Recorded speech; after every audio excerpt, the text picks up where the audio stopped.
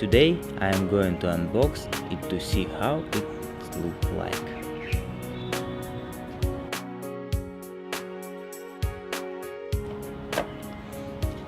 This is the smartphone ZOJI Homtom Z8.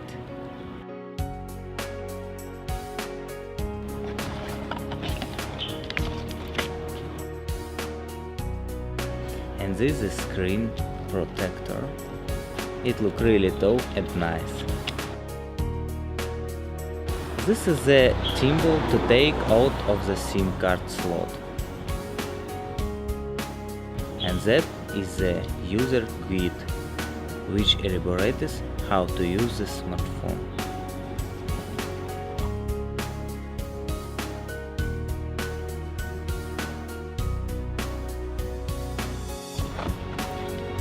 There is a data cable, and it looks high quality and a charge with a USB. All of the looks pretty good. Let's power on the smartphone and see how it looks like.